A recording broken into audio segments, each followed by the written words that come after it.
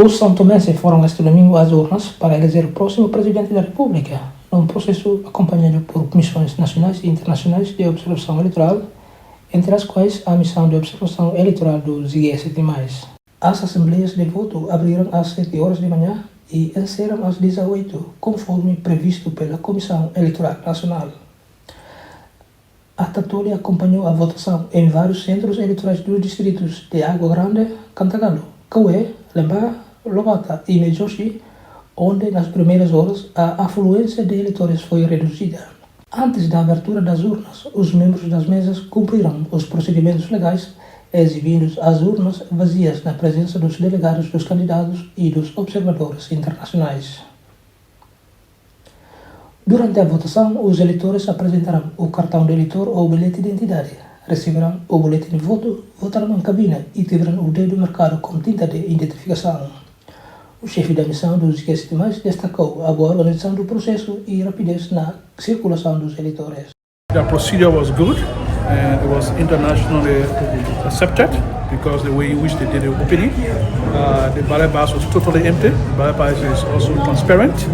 So far it's good. We see that the queues are moving faster. They are also calling voters' names for party agents to be sure that those voters are formed within the row, in the list. So far everything is looking peaceful. A segurança foi assegurada por agentes da Polícia Nacional e militares destacados para cada centro de votação.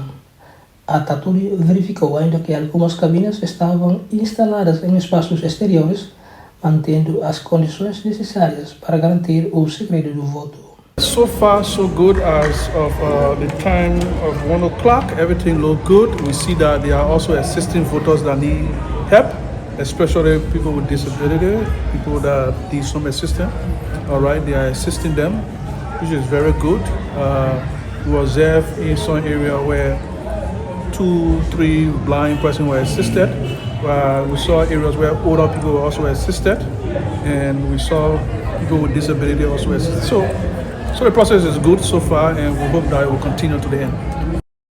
O processo assegurou atendimento prioritário a idosos, pessoas com deficiência, mulheres grávidas e mães com bebês. Yeah, so far so good. As of the time of 1 o'clock, everything looked good. We see that they are also assisting voters that need help, especially people with disability, people that need some assistance.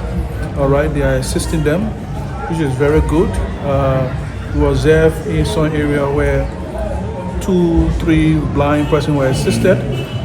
We saw areas where older people were also assisted, and we saw people with disability also assisted. So the process is good so far, and we hope that it will continue to the end.